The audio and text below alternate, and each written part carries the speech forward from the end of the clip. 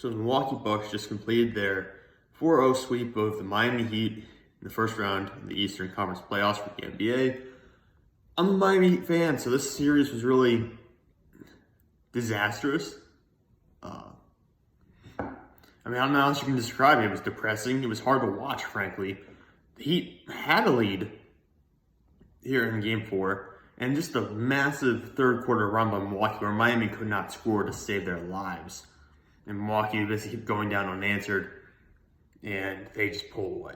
I think they got to it was either a 7 or 10 point deficit in favor of Milwaukee at the end of the run, just before the end of the third quarter. So the Bucks pulled it out down the stretch in Game 4, and they blew Miami away. The first game of the series goes to overtime, but Miami really should have won that game in regulation. If they just hit free throws towards the end of the game, they would have been fine. There are also a bunch of stupid turnovers that happened in the third and fourth quarters of that game, where if Miami had just been a little smart with the ball, they certainly would have won Game 1. Would they have changed anything down the stretch? Probably not, because the Bucks have been so dominant the past 3 games. I don't think even if Miami walks away with a win in Game 1, it would not have altered the outcome of this series very much. But at least you would have had gentleman's sweep then instead of a total sweep. So what went wrong for the Miami Heat? Well, Jimmy Butler averaged the fewest points per game in a playoff series for his career since 2014.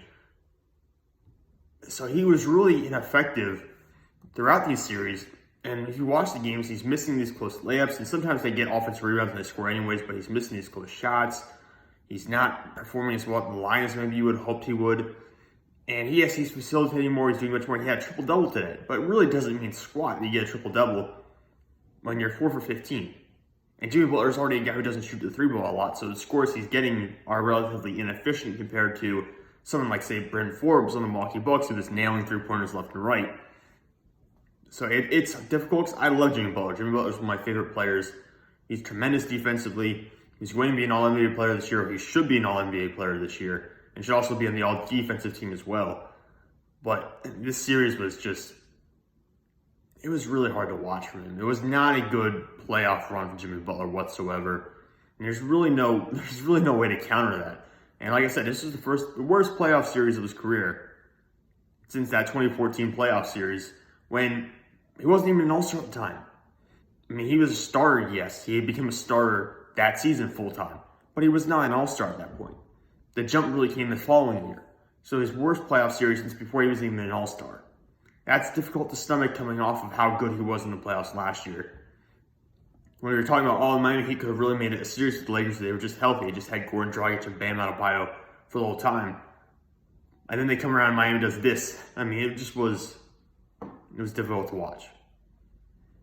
Bryn Forbes, by the way, really good 3-point shooter, in case you didn't know.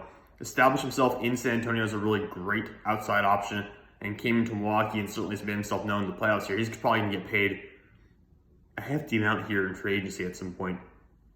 But he hit 7 3-pointers today, and that brings us total to 16 3-pointers made in the playoffs this year. In comparison, Jimmy Butler only has 19 made field goals for the entire playoff series. So Bryn Forbes has 3 fewer 3-point shots than Jimmy Butler has made field goals this entire 4-0 sweep. You can't let that happen, especially because if you add up all the points, Bryn Forbes actually scored more points than those 16 3-pointers that Butler scored on all the 2-pointers he made. That just can't happen.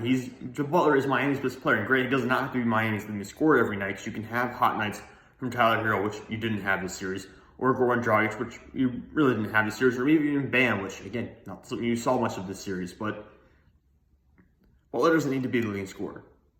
But he still needs to put up a decent number of points to carry this team over the marks. We do not have a true superstar outside Jimmy Butler.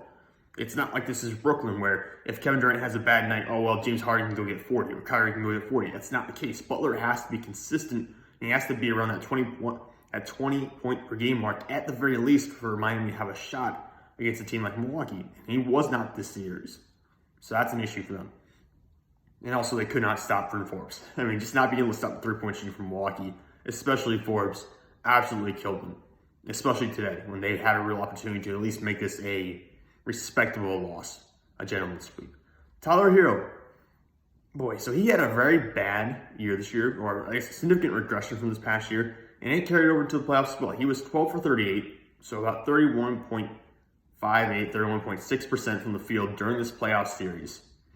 And everyone's going to be talking about how the Heat did not want to include Tyler Hero in a trade package for James Harden. I don't really know all the information on that. I mean, we don't know how much of that is speculation. We don't know how much of that is true. We get the reports from reporters as opposed to getting like official news from the front office of these teams. So take what you will, but Hero has been a significant disappointment so far. And if there was, now looking back, if there was a trade option for James Harden on the table that included Tyler Hero, a couple picks, and maybe some other smaller prospects that were not Bam or Jimmy Butler, maybe Goran Dragic, they might need Goran in the trade to make the money equal. But regardless, it does not look like a smart decision to keep Tyler Hero, or potentially trading him for someone like James Harden, who was having an MVP caliber year before getting injured earlier in the regular season. So Hero so far, disappointment this season, significant disappointment this playoff series. But then again, you've seen guys bounce back in the third years of their career. I mean, think about it. Jason Tatum was not as good in the second season of his career as people expected him to be, but then he bounced back and now he's an all-NBA caliber player who just helped his team beat Brooklyn the other night with a 50-point game. So we'll see if Tyler Hero rebounds or not next year, but it's hard to tell at this point. And Bam Adebayo. Bam has the lowest box plus-minus score of any Miami Heat player in Game 4 with a negative 22. Now, what's the reason for this? Well, Bam is an all-defensive caliber player because you can put him in pick-and-roll situations, and he's quick enough feet and size to stay with guards. So he basically can guard guards on the perimeter and stick with them in those pick-and-roll situations, and he's got the speed and recovery and verticality to get up and make a lot of plays defensively.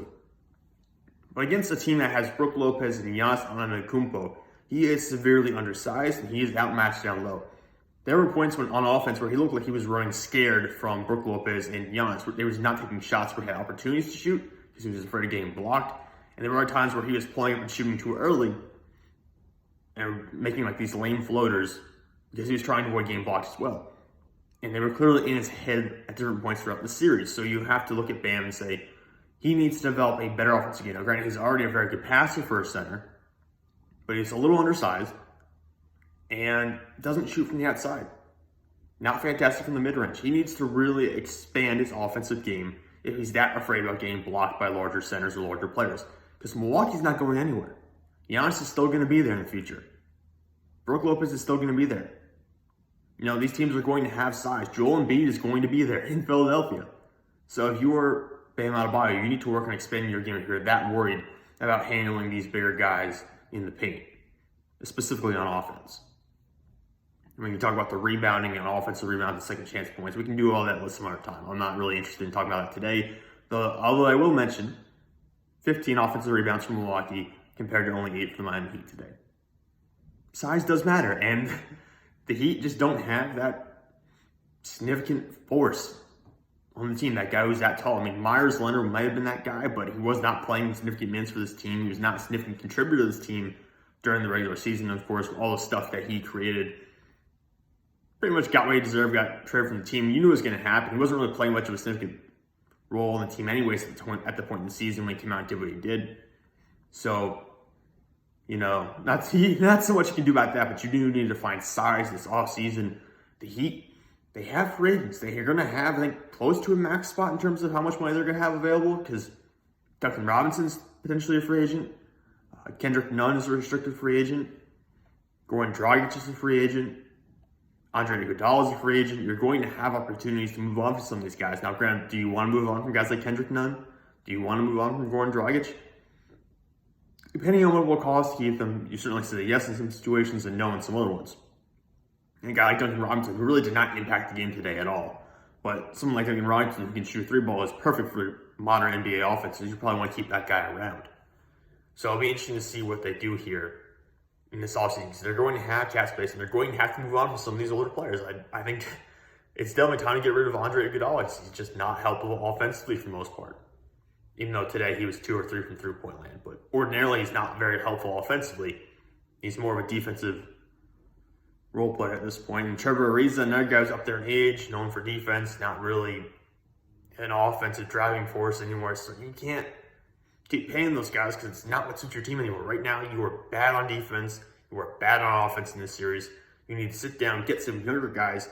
And at least the way the NBA is going right now, it still favors guys who can score a lot, especially score from outside. Maybe find some 3-and-D players. Find some size in the interior. But that's what Miami has to focus on this offseason if they want to be able to compete with the Milwaukees, the Brooklyns, and yes, the Philadelphias of the world.